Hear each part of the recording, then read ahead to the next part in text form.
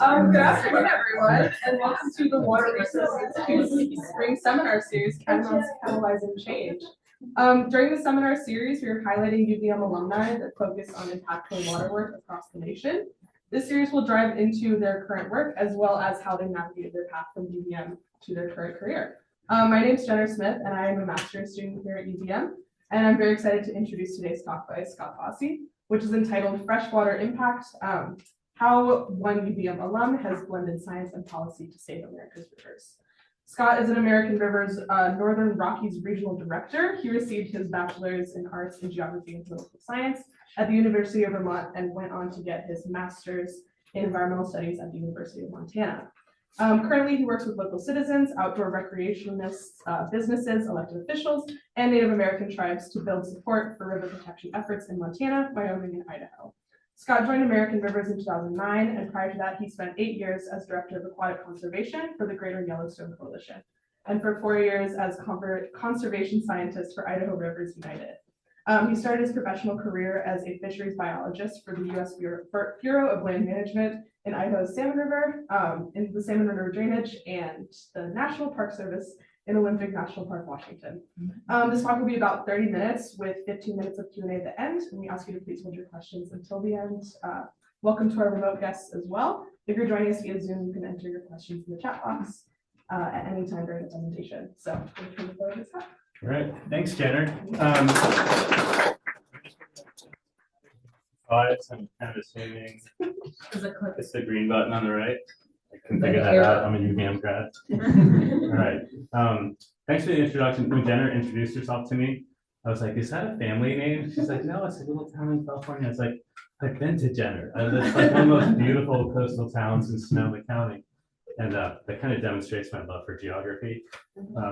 I double majored in geography and political science. I'm just a geography nut. If you ever play trivia games with me, I will kick your butt and and we all know that geographers are kind of the most well-rounded, smartest people in society. There's tons of jobs for us. There's tons of jobs for us. That's one of the questions I get from students all the time. It's like, I'm a geography major. What am I going to do for a career?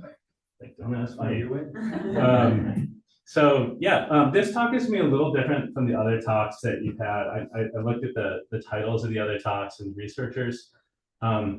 I have really had one foot in the science world and one foot in the policy world for most of my career since finishing up at UVM. And at this point, I probably have 1.5 feet in the policy world and 0.5 foot in the science world. But because I live in the Northern Rockies and there's a very different landscape there, different land ownership. It's about 50 to 60% public land in Montana, Idaho, and Wyoming. And we have a lot of free-flowing rivers and streams. Most of my work is focused on protecting rivers as opposed to restoring them.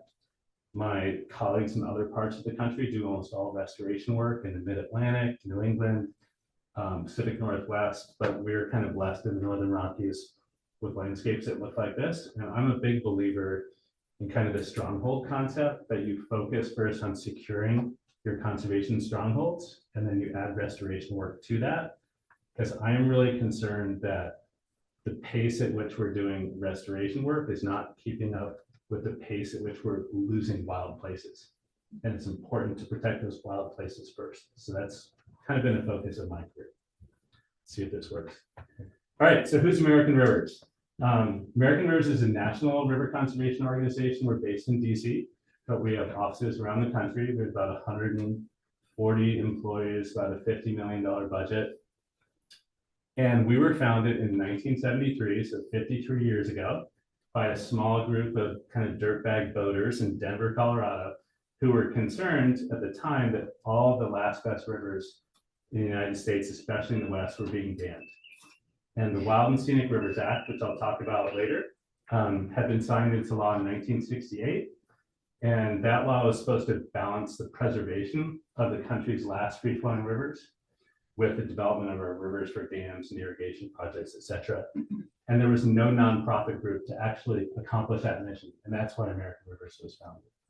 Apparently, there were like 8 guys sitting around the table and they ponied up $200. At least that's a legend, if you want to believe it. And that's how our organization was born. And all these photos are rivers that I work on around the West. This one happens to be up in the Yukon, British Columbia, and Alaska. It's my favorite river in the world. If any of you have been on the Alsek River or the Tachinjini, it's actually the biggest protected area on Earth. So American Rivers has 5 general program areas. I work mainly in river protection, and in our new strategic plan, our goal is to maintain protections for the 850,000 miles of rivers in the country that currently have some form of protection.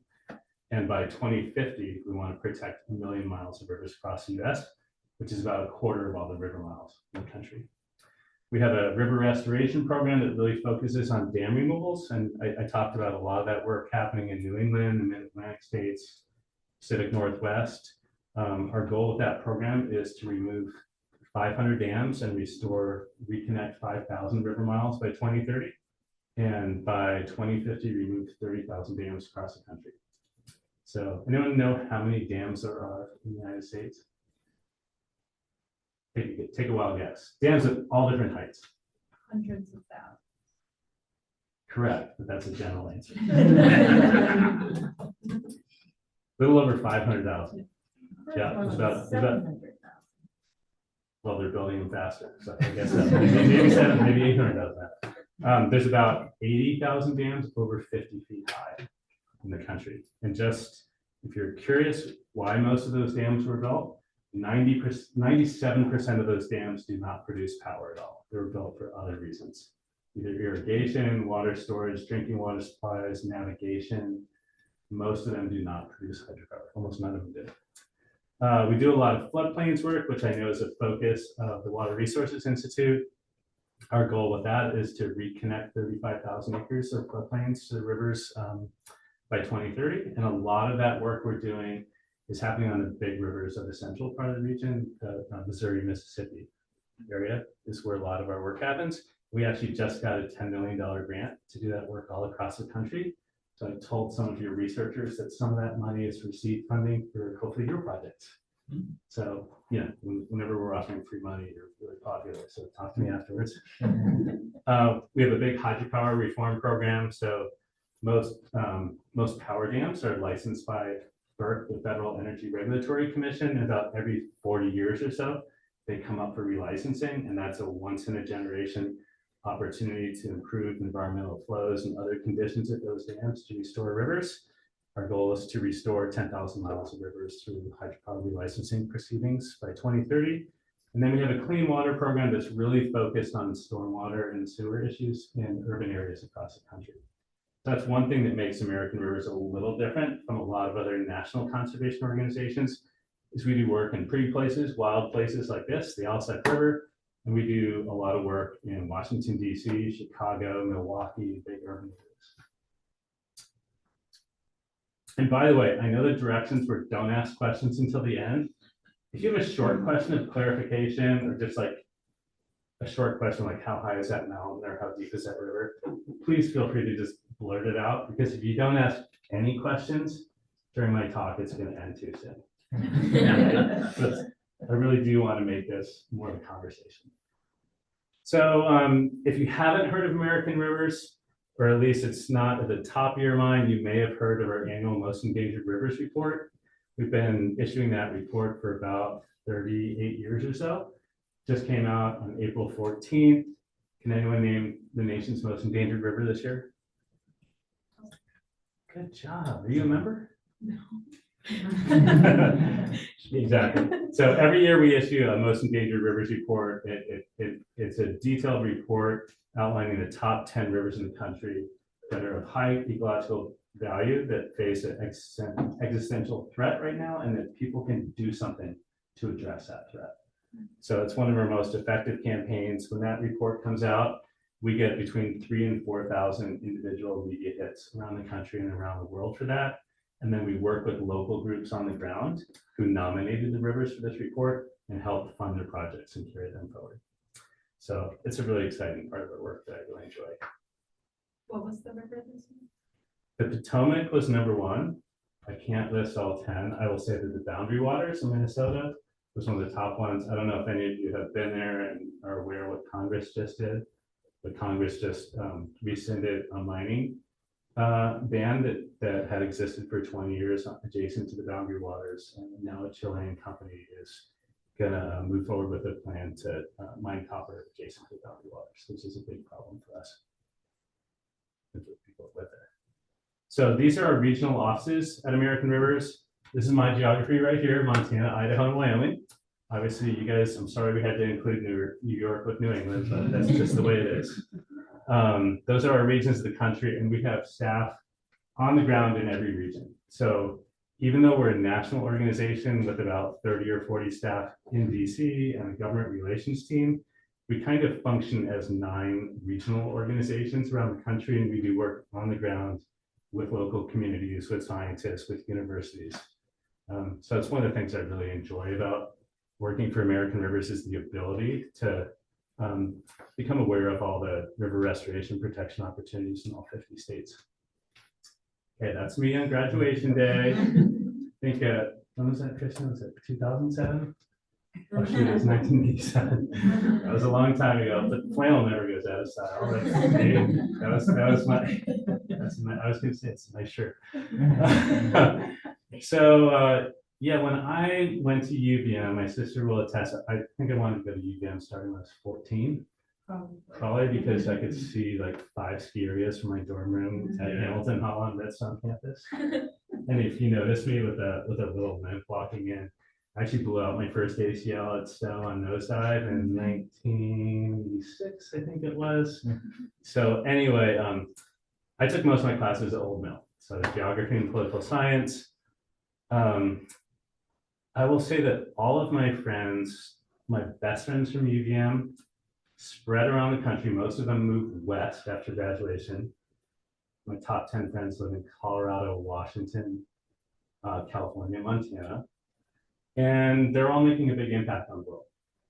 And that's something that I think is super special about UVM. I did check, we are still #1 at making an impact.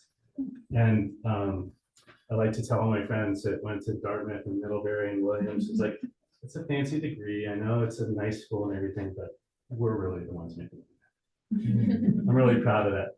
That photo in the lower right, I included it. I was Googling around. When I was in school, the big issue of the day was divesting in companies that do business in South Africa. That's when South Africa still had an apartheid government. And I learned a lot of lessons from kind of being an activist as an undergraduate, because it kind of has carried through in my career in river conservation. The best lesson I learned from that engagement is when the board of trustees voted on whether to divest tens of millions of dollars in businesses that do, the companies that do business in South Africa. I had met with the chairman of the board of trustees, who's the president of one of the banks in Burlington.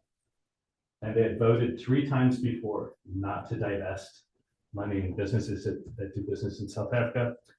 And I had lunch with the president of the bank, and they voted for a 4th time, and he changed his vote. And I asked him, what made you flip your vote? He said, no student had actually ever come talk to me. They were all protesting on campus, getting arrested in the president's office. And so that is a lesson I remember all the time in my work, is to reach out and talk to the people who you may disagree with. And that's really where the magic happens as far as making societal change. So after I went to UVM, I'm going to skip a little chapter in my life, because I spent many years as a ski instructor in the wintertime and a commercial fisherman in Alaska in the summertime. I was kind of living the dream, but I knew I wanted to go back to grad school at some point.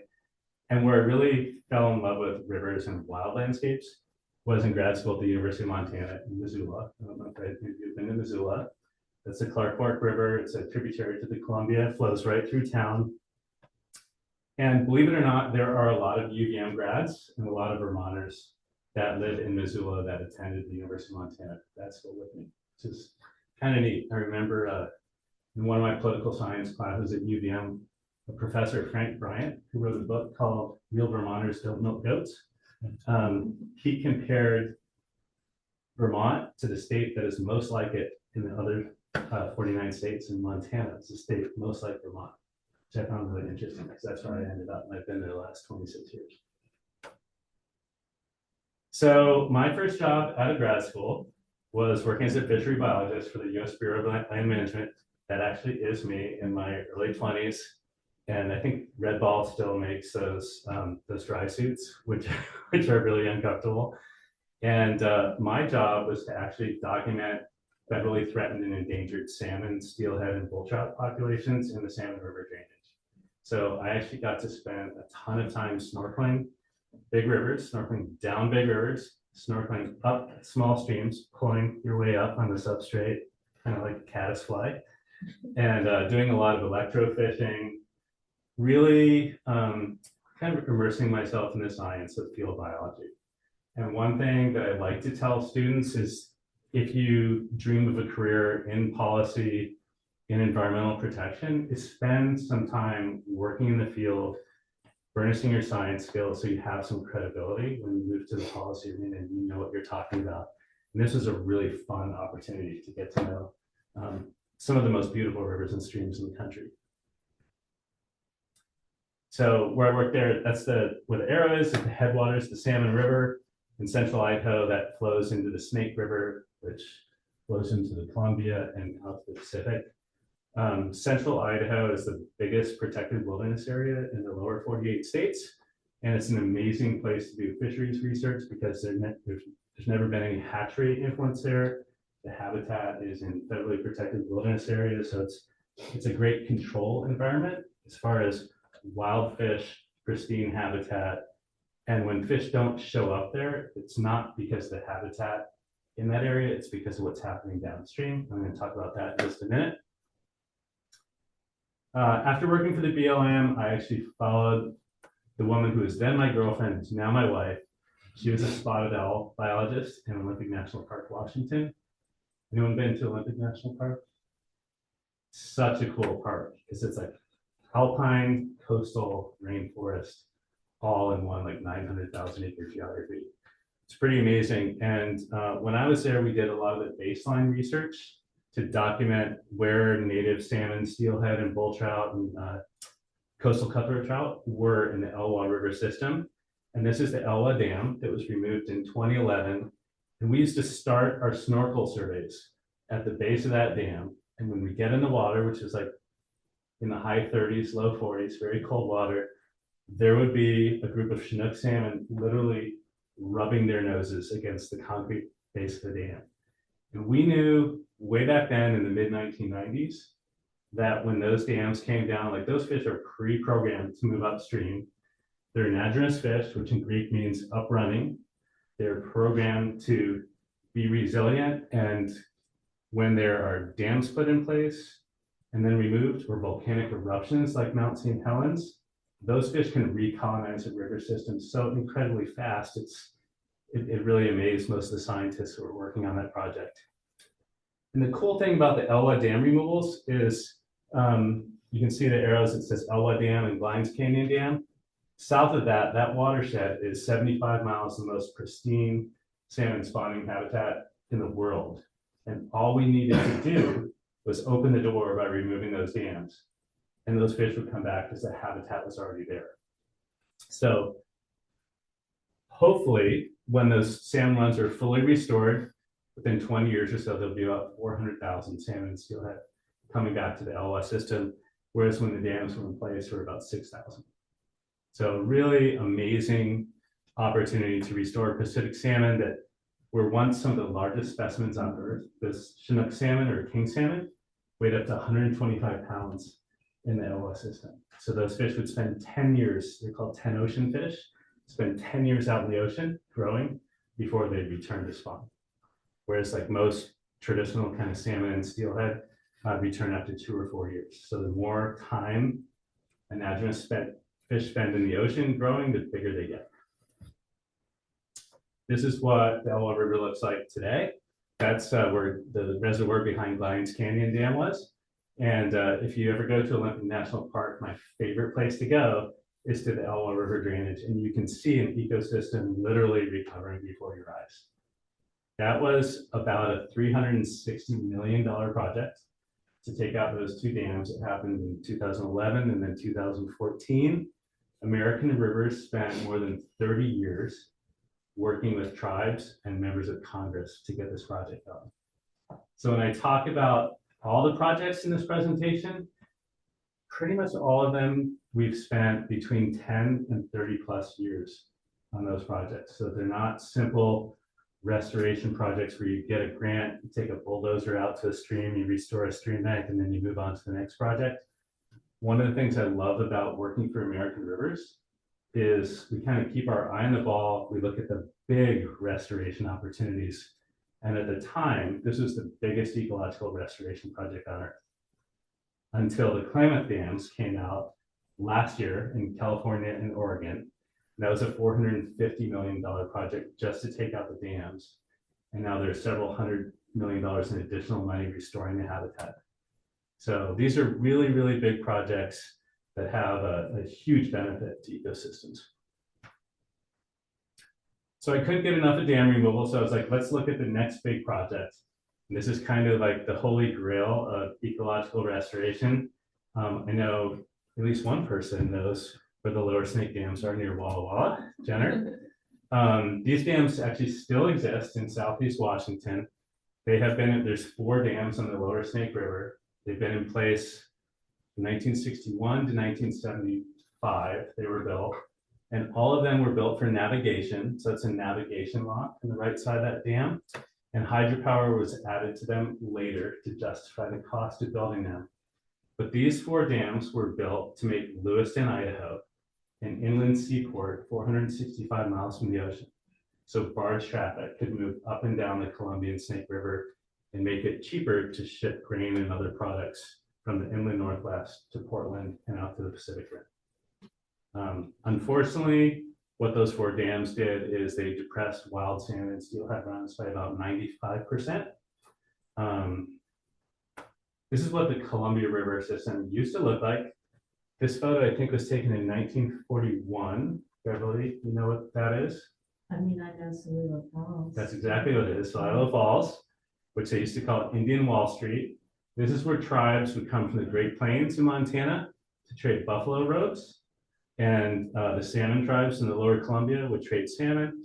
And then tribes in the eastern Oregon would trade obsidian, which you used to make spear points, arrowheads, hunting implements. So tribes have been occupying the lower Columbia River and Snake Rivers for over 12,000 years.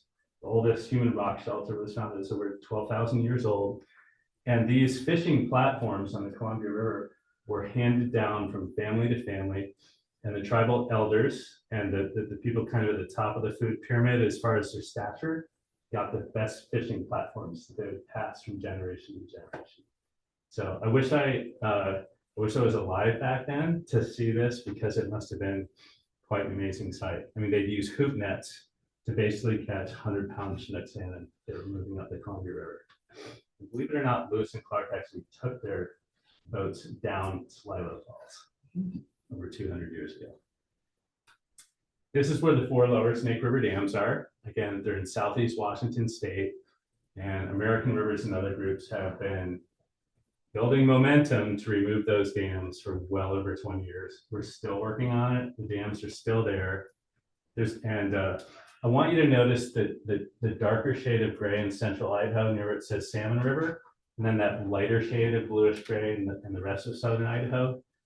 That lighter color, that's where salmon can no longer get to, because dams that don't have fish passage facilities will block fish from ever getting to those areas again. The lower Snake dams actually do have fish ladders for adults. And so all of the recovery potential for Columbian Snake River salmon is really focused in that darker gray area. There's about 5,500 miles of rivers and streams. That is the best salmon habitat on the West Coast. This is what it looks like. If you've ever been to Stanley, Idaho, the headwaters of the Salmon River drainage, we call this the Noah's Ark for salmon recovery, because this is the highest elevation, coldest, most pristine habitat left on the West Coast. So most of this habitat is between 5,000 and 8,000 feet in elevation. It gets about 50 below zero in the wintertime here. And on a hot August day, Marsh Creek here, the water temperature might get up to 60 degrees at the highest. So as climate change persists and salmon runs vanish around the world, around the Pacific Rim, this is going to be one of the few places that will still be hospitable to restoration, which is why we're focusing so much effort on opening the door and taking out those 4 dams. So back when I got my start at Idaho Rivers United, this newspaper article, you can see this from the year 2000. I actually started really engaging in the policy arena and started organizing scientists to actually reach out to decision makers to say, listen, if your goal as policymakers is to restore wild salmon and steelhead to the inland Northwest, then this is what the science shows, that you have to take out those dams as part of a restoration plan. And it can be really controversial, as some of you may know, for scientists to speak out on a policy issue. But when you get all the most prominent scientists in a region, and we got every single fish biologist in the state of Idaho to sign this letter, when it came out, the governor of Idaho said, I'm going to fire every fish biologist in Idaho that signed this letter. As it turns out, everyone did. So they couldn't get fired. There's safety numbers. It taught me a lot about what the appropriate role of a scientist is in natural resource policy. And the appropriate role is not to be a policymaker, but it is to inform policymakers that if this is your policy goal, then this is what the science says about how to get there and the probability of arriving at your destination. And that's a lesson that I have carried forward throughout my career. And I think where scientists don't speak up on natural resource issues, decision makers hear from industry lobbyists. They only hear from one side of the equation, they don't hear the other. And so even today, American Rivers is working really hard to do what are called service replacement studies. So even though the federal government right now has put the brakes on lower snake dam removal, because the Biden administration had really opened the door to it, we're working with the state of Washington to evaluate, if you take out those dams, how are we gonna ship products out from the inland Northwest to Portland without barge transportation? So we're doing that study with the Washington State Department of Transportation. How are we going to replace the power that's currently provided by the dams? How are we going to replace the irrigation water that farmers that have 33,000 acres near Ice Harbor Dam, Jenna, you probably know where that is, near Tri-Cities. How are we going to replace that irrigation water? So one of the things that American Rivers does a lot is we commission a lot of that baseline research that enables decision makers to say, hey, if we can address these policy issues, we can actually do ecological restoration. And when we don't provide that information to decision makers, they generally don't change anything. So we give them the information they need to do the right thing from a scientific standpoint. So after working on dam removals in Washington State, in Southeast Washington, I decided that I wanted to change my career. And I kind of had an epiphany that we need to start protecting these pristine headwaters areas, because if all we do is spend all of our time and money restoring areas downstream and we let headwaters areas be degraded, we're losing ground. Like, you always have to start at the headwaters when you look at a conservation strategy for a river, because if you start downstream and you have degradation happening upstream, that degradation moves downstream, whether it's pollution or other impacts. So I actually moved to the Northern Rockies and started my career with a couple different organizations, the Greater Yellowstone Coalition and now American Rivers for the last 17 years. And one thing that I was really interested in doing was finding a tool that we could use at the landscape scale to protect not one little stretch of river, but entire watersheds. And I started doing my research and came across the Wild and Scenic Rivers Act.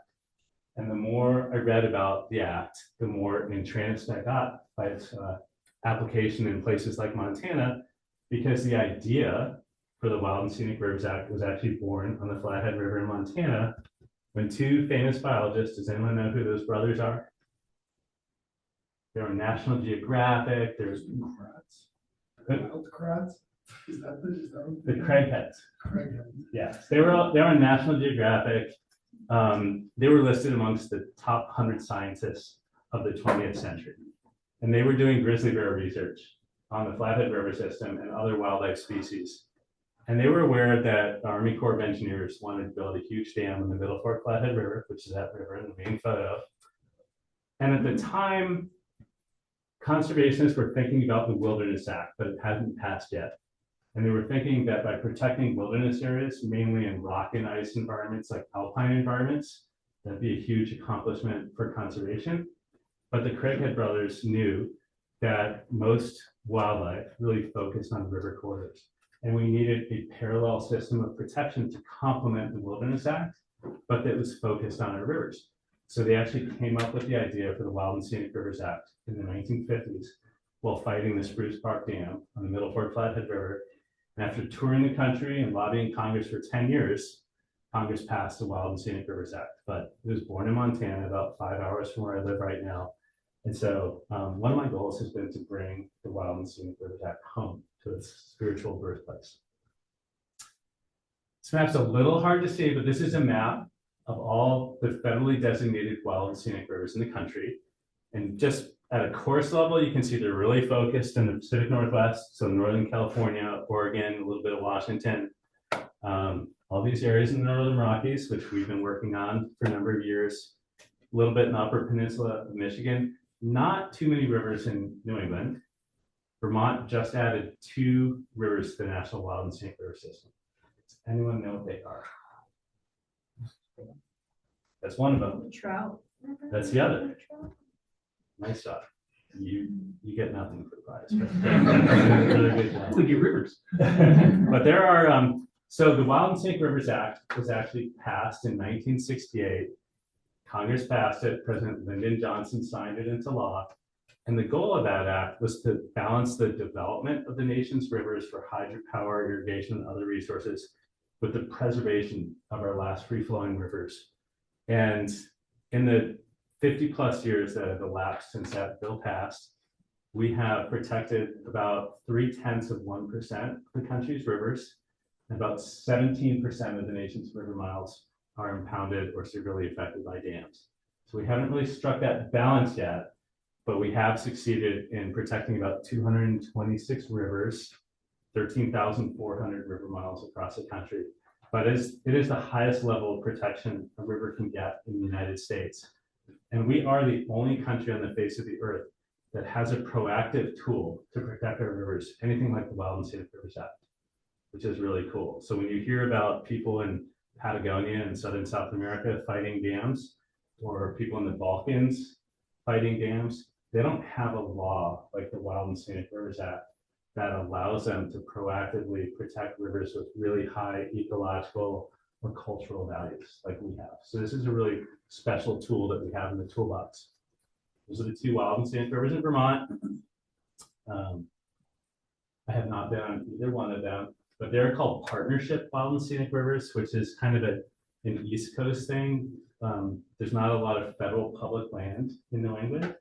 So whereas most of the rivers in the West are on Forest Service land or BLM land or National Park Service land, most of the rivers in the East are on private land.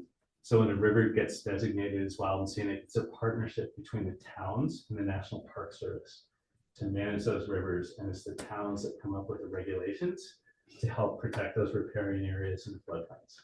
So it's a different model of wild and scenic rivers that's really unique to the East Coast. I think there's about 13 out of the 226 wild and scenic rivers in the country that are partnership wild and scenic rivers. Just a portion of them is this one? Just that portion. I think it's, I'm trying to remember, I want to say it's a total of maybe 46 miles, that system. Yeah. So what does the Wild and Scenic Rivers Act do?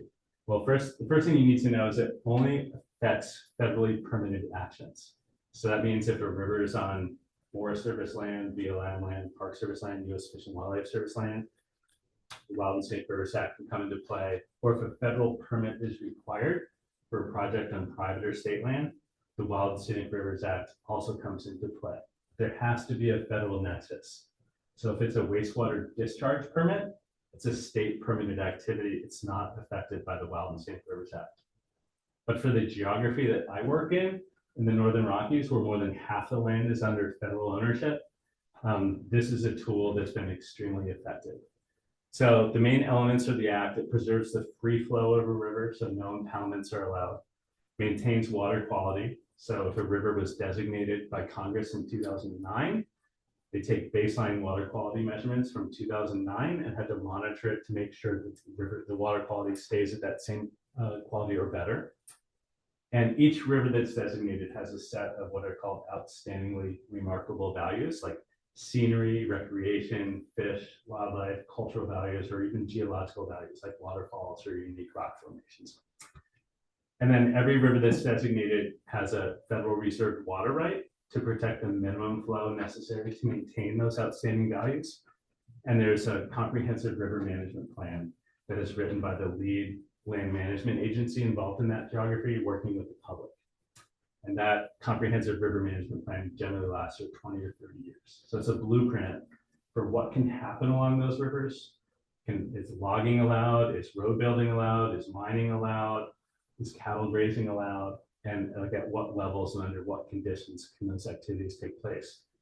So it really is a very comprehensive law, and it's the most comprehensive river protection tool that we have in our arsenal in the United States. So 20 years ago or so, I saw this map, and I'm a really avid fly fisherman. And this shows like where the core populations of native Yellowstone cutthroat trout still reside in the West. And this is really the biggest native trout refuge left in the lower 48 states. It's around Yellowstone National Park, which is right in the center. That's Yellowstone Lake, Grand Teton National Park. And when I saw this map, I'm like, I think we should come up with a landscape scale wild and scenic river designation to protect this entire watershed, with the main goal being to create the biggest native fish sanctuary in the lower 48 states. Well, it sounded like a nice dream, and I reached out to a lot of funders, and they're like, good luck with that. Even reached out to groups like Trout Unlimited, and they said like, well, we'll support this, like once you get Congress to introduce the bill and move it through committee, we'll come in at the finish line and support it. But a small group of us were kind of persistent, and we created a campaign, actually wrote a paper for an American Fisheries Society publication about the concept of using the Wild and Scenic Rivers Act to get landscape scale protection for native fish in the West. And believe it or not, I think it was 7 years later, we succeeded in passing congressional legislation to protect 13 rivers and streams totaling 414 river miles and over 130,000 acres of riverside lands in what is now the largest watershed scale wild and scenic bill in U.S. history. And I kind of credit this legislation really to, I had a former boss at the Greater Yellowstone Coalition that I worked for, and he said, Scott, like, I want you to think of something like really big, really bold, really out of the box, because this incremental work that we're doing to protect native fish and stretches of rivers, we're not doing enough, and we're not doing it fast enough. So we need to take a bigger bite at the apple. And this is a great experience for me because it actually culminated, like I said, in a wonderful ceremony on the banks of the Snake River in Jackson Hole with one of the most conservative leaders in the U.S. Senate there. Kristen, you were at that ceremony, right? Mom and Dad were? Okay.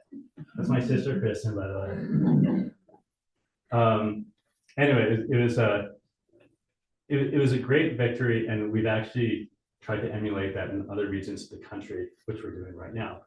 These are some of the rivers that were protected through that legislation. This is the Snake River through Grand Teton National Park, and actually upstream and downstream of the park. It's probably the most magnificent riverscape we have in the lower 48 states, both in terms of scenic values and the riparian cottonwood forest with all the fish and wildlife species that depend on those. If you haven't been there, I'll tell you what inspired this whole campaign for me is growing up as a kid. We had a coffee table book. Do you remember America the Beautiful? This coffee table book when we were like little kids with black and white TV in my house. And it had a picture of the Snake River and the Tetons. And I remember looking at that. You know, we grew up in a small town outside Albany, New York. And I was like, there's no freaking way there's a place that beautiful. And sure enough, like many, many years later, we got it protected, which is exciting. This is another one of the rivers that we have protected. This is the Lewis River Canyon, where it leaves Yellowstone National Park, headed south towards Jackson, Wyoming. This is the Buffalo Fork, which is probably my favorite wild and scenic river anywhere in the country. This is like between Yellowstone and Grand Teton National Park. It's about 66 miles of amazing native cutthroat trout habitat. tons of grizzly bears here, lots of wolf packs. And right after we passed this legislation, there was a major highway construction project that was proposed to go into the wilderness, like right next to the Buffalo Fork. And because of that designation, that project was thwarted, which is exciting. This is the Hoback River. This is another tributary to the Snake that we got protected. And right after this bill passed, there was a Texas company that had 136 oil and gas leases and wanted to drill and frack at the headwaters of this river.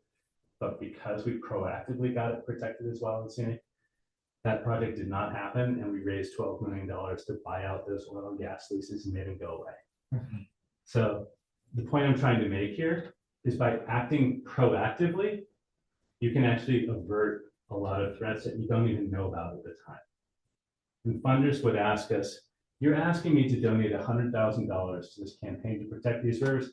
They're in perfectly good shape. Like, why would you want my money? It's like, because it's the best insurance policy you can buy for these rivers, they guarantee that they're going to stay that way. And one of the things that has really irked me so much about the conservation movement in this country is we always wait until there are like 4 salmon returning to the Salmon River before we get all excited about saving salmon, which is what happened in the Salmon River in Idaho, at Redfish Lake, Idaho. There were 4 sockeye salmon that gave the lake its name. They came back in 1991. They were then listed as endangered under the Federal Endangered Species Act. And we've spent $20 billion trying to rebuild those salmon runs, where if we protected them when there were millions of fish, we wouldn't be fighting that problem. This is another one of my favorite wild and scenic rivers we got protected, Granite Creek. And these little streams are really, really important for native fish. They're like, believe it or not, that stream's probably 15 to 20 feet wide. They're 20-inch cutthroat all over this stream. If you ever go in the Jackson area, remember Granite Creek. It's got a hot spring up the headwaters too. This is Crystal Creek. This is another one of my favorites. It's my buddy Andy fishing in it. And there's no greater satisfaction than actually going back 20 years after we got a river federally protected and enjoying what it has to offer. So after that successful campaign in Wyoming, we was like, if Wyoming can pass the country's largest wild and scenic bill in a generation, and Wyoming is like the most anti-federal government, kind of conservative, anti-conservation oriented state in the country, believe me, because I worked there for a long time, then Montana ought to be able to protect some of its wild rivers. And Montana had not had a wild and scenic river protected since 1976, even though the idea for the Wild and Scenic Rivers Act was born in Montana. So we started bringing together a coalition of people, a coalition of 3,000 plus businesses, chambers of commerce, scientists, private landowners, guides, and outfitters. And we started a campaign called the Campaign for Montana's Headwaters.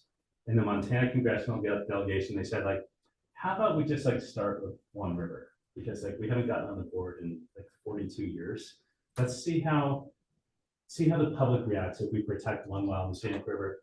And we targeted East Rosebud Creek, which is really magnificent. It's right on the northern border of Yellowstone. It flows into the Yellowstone River near Red Lodge, Montana.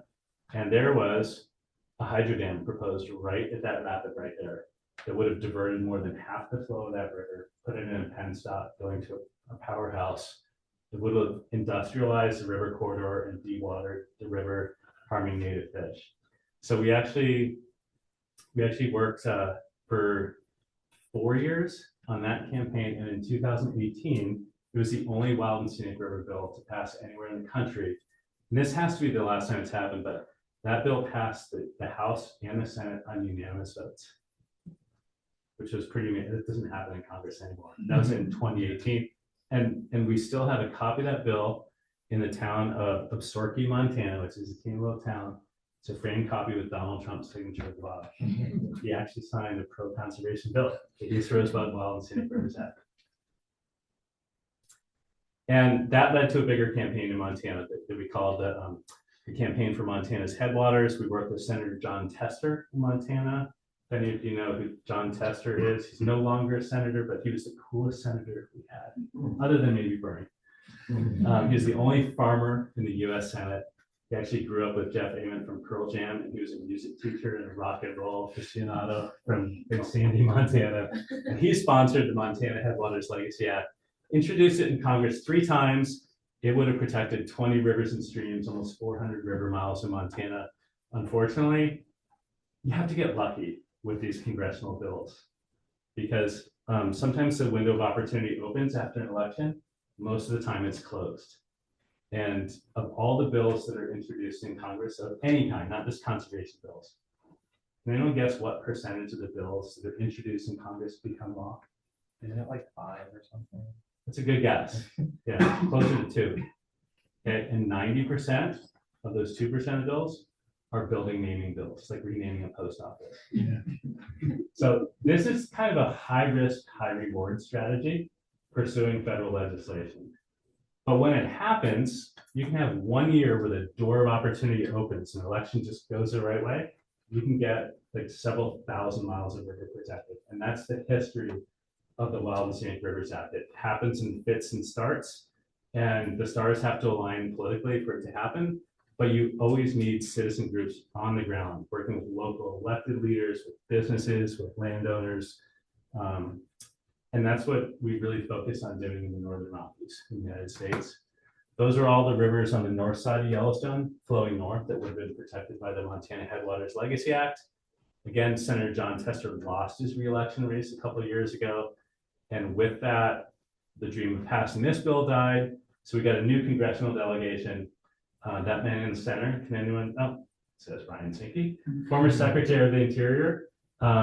We got him to introduce what's called the GREAT Act, because he used to work for President Trump. Everything's got to be great. So it's the Greater Yellowstone Recreation Enhancement and Tourism Act. And that was introduced last summer, and that would protect the Gallatin River and the Madison River. Those are the 2 rivers closest to where I live, and Highlight Creek, which is Bozeman's drinking water source. But these are like 2 of the most popular rivers in Montana.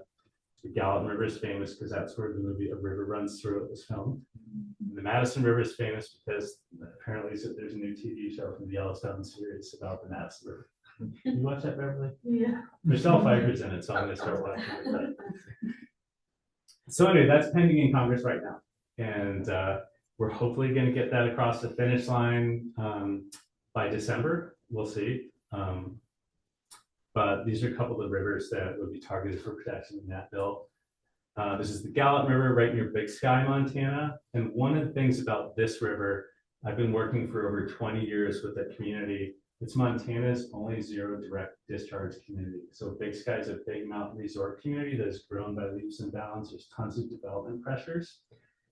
All of its treated wastewater is now treated to the highest level in the state of Montana. It's mechanical treatment. And all of that wastewater is now used for snowmaking at the local ski areas, for irrigation at the local golf courses or ranches. None of that nitrogen or phosphorus is going directly into the Gallatin River or any of its tributaries, which is a really cool thing because this is a really sensitive river system. It's very oligotrophic, it's very nutrient poor, and it doesn't take adding a lot of nitrogen or phosphorus to cause chronic algal blooms, which actually have been happening in a lot of rivers in southwest Montana in the last 5 years.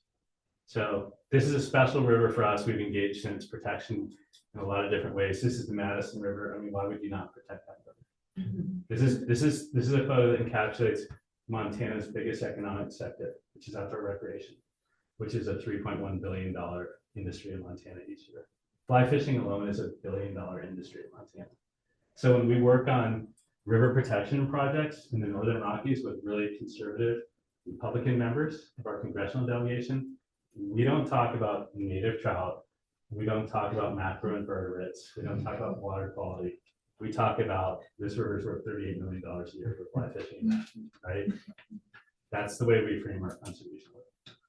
And if it achieves the same outcome as talking about the natural values, then so be it, because it's really about the rivers. It's not about why we want to do it. So what are some of the lessons that I've learned over the last 25 years or so of river conservation work? The first one, I was trying to explain to my boss, who's not really a river person, and she doesn't really get river protection. And I keep trying to say, like, Heather, like, we've protected thousands of river miles. She's like, but I don't understand what you're doing. I said, Heather, an ounce of protection is worth a pound of restoration. And she like totally got it. I said, for us to protect these wild and scenic rivers that I just showed you slides of, we've done the economic analysis. It costs us about $2,000 a river mile to gain the highest level of federal protection for those rivers. In Montana, we also have the largest Superfund site in the country. It's the Clark Fork River between Butte and Missoula. That river is costing $8 million a river mile to restore to maybe a third of its former health. Right? So that resonates with people. It's like that's when they get protection is a wiser investment. It's not that restoration is worthless. It's just that it's a lot cheaper if you start with protection and add restoration to it. Second thing, think at the watershed scale. I think we as a conservation community have gotten in the habit of incrementalism. We think about protecting one small stretch of one creek or one river at a time. And that's great if you're like a local watershed group. But if you're a national group or if you're a research institute and you want to make a really big impact on an ecosystem, you really need to think at the watershed scale and take a bigger bite at the apple. Third lesson, start at the headwaters and work your way down. And again, if you ignore the headwaters and you work downstream and you let the headwaters get degraded by mining, oil and gas drilling, dam building, your investment in downstream areas is going to be undermined. So we always start at the headwaters, work our way down. This is, by the way, this is the Elk River in British Columbia, and this is pristine headwaters, obviously, but about 10 miles downstream are some of the biggest mountaintop renewable coal mines on Earth, which is kind of a sad story in and of itself. And then like keep one foot in science and one foot in policy. Again, all the best research in the world is not worth it unless you share that information with decision makers, unless you link the science to the policy. And I think that is really the biggest piece of the puzzle that's missing in most of our conservation work. When I was a young biologist working for the Beyond, the National Park Service, I loved doing all that field work, but my boss during those times was kind of a total putz. I know he did nothing with the research. He just fulfilled the deliverables on a grant and nothing on the ground changed.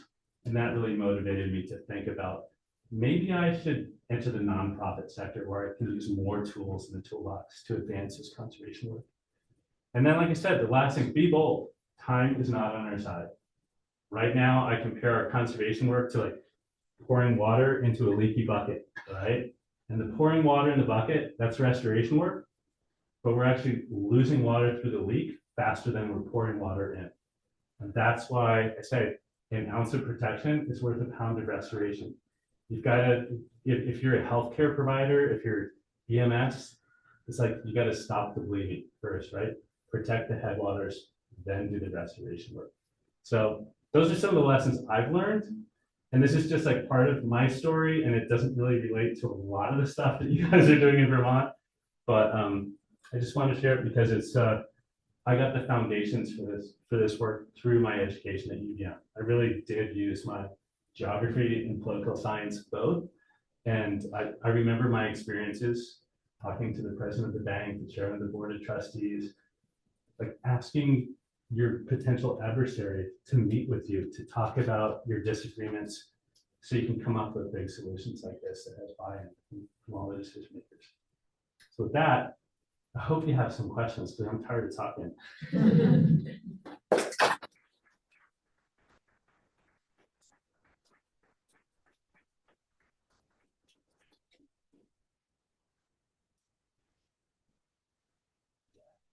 This was wonderful. It's kind of the I just needed to hear this today.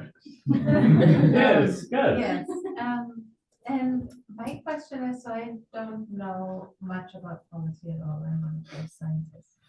But it struck me that, you know, I might be understanding the plumbing of the watershed and the plumbing of the river, but then there's this own plumbing of policy and how that works that is very different. And it sounds like you made that flow and that's why it works.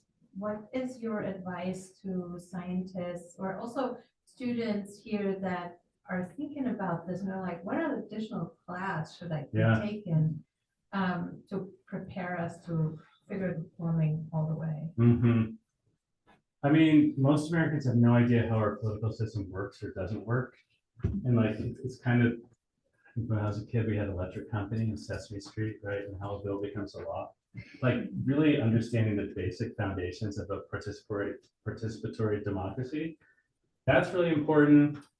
But taking classes that in basic environmental policy, like Endangered Species Act, National Environmental Policy Act, Clean Water Act, Clean Air Act, Forest Management and Planning Act, like it's really important to have those a good foundation of those legal understandings. The Federal Power Act, when you engage in FERC dam relicensings, it's really, really important to have that understanding.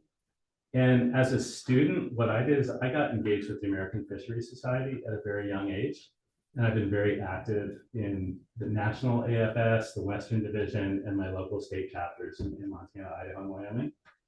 And whether it's the Wildlife Society, American Fisheries Society, Ecological Society of America, those are really good organizations to learn about policy because they often weigh in the policy papers to decision makers.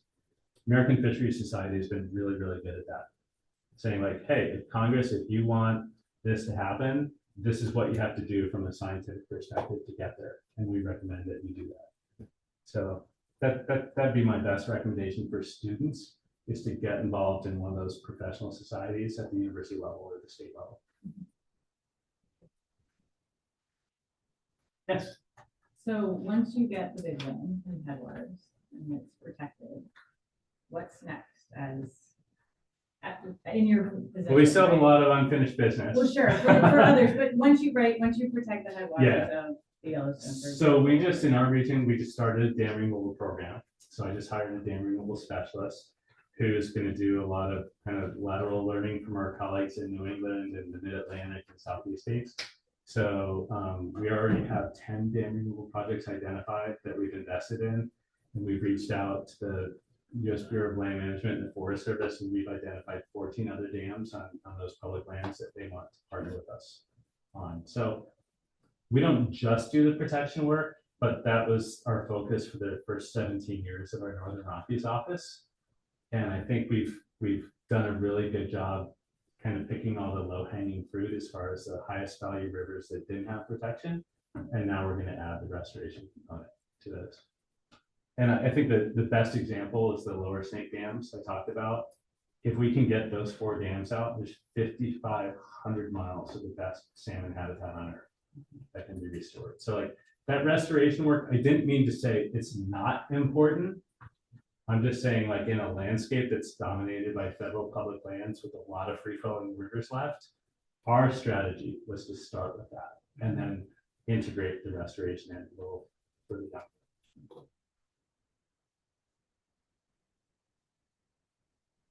Come on, this side. Yes.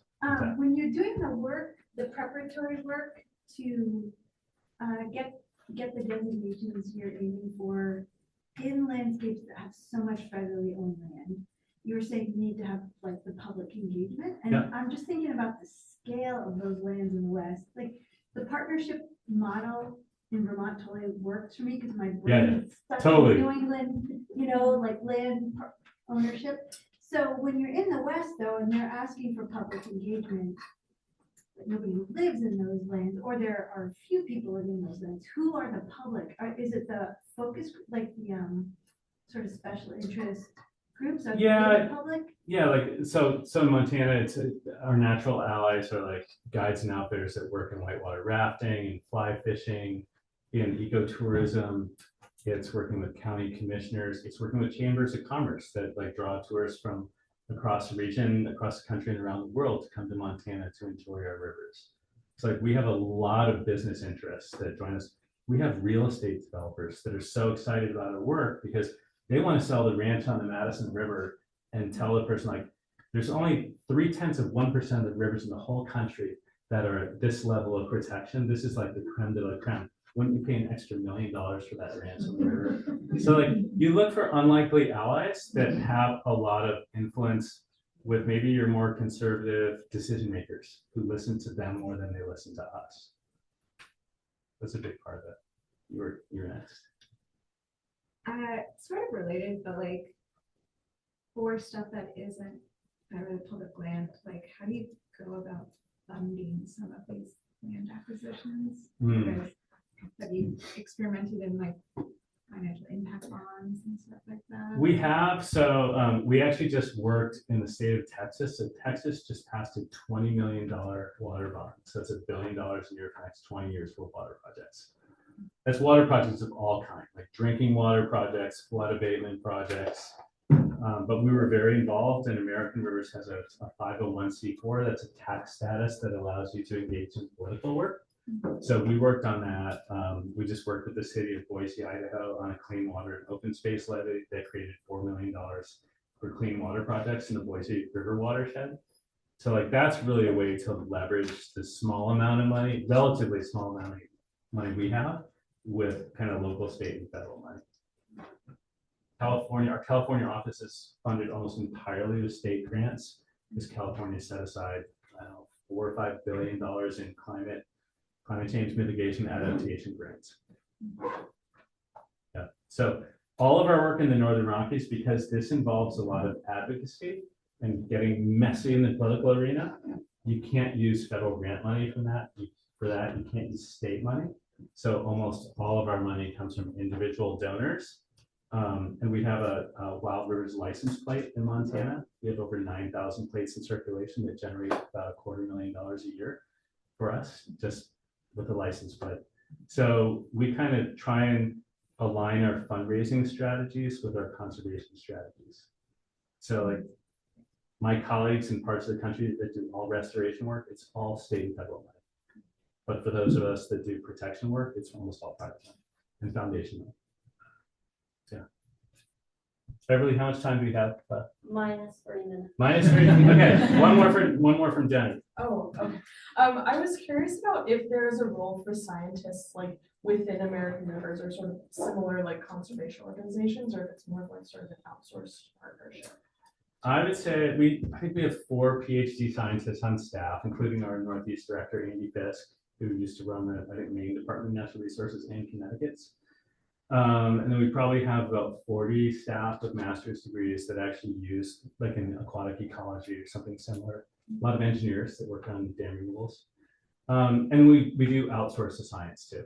So we just did the first ever National Protected Rivers Assessment to get a baseline information on how many river miles in the whole United States are protected with what level of protection. So if you Google National Protected Rivers Assessment, we had some publications created from that recently in scientific journals, and that we outsourced that to the University of Washington. Conservation Science Partners, CSP, is a group that did that for us.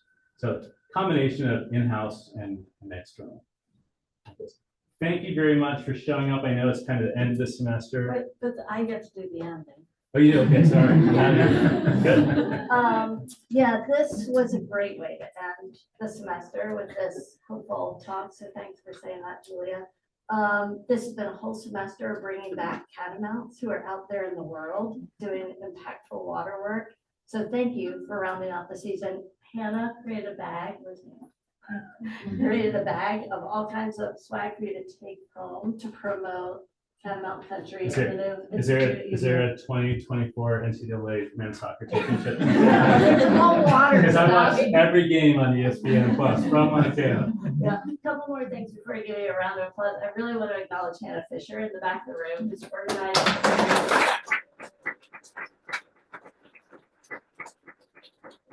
Not a small feat to bring people together to do this kind of work, and she's just been so on top of it all semester, all year, all 2 years that we've been in existence here. So thank you, Hannah. There's a bunch of students in the room who are in this Restoration Ecologies Fellowship Program. Raise your hand. And the 2 faculty directors who are here of that program. So lots of people in the room interested in restoration and maybe even moving towards protection, as you described today. There's other faculty in the room, research analysts, graduate students who are sort of here to round out the end of the semester and have a little celebration. So before you all leave, I'm just going to ask if people in the front row would stack your chairs here, and people in that row are Anna and Kat and Rebecca are, if you'd stack chairs there. There's a bunch of food on the table, and we're just going to mingle around here and have that end of the semester gathering. Thank you very much. Yeah, you for bet. coming to It's great to round be out- here.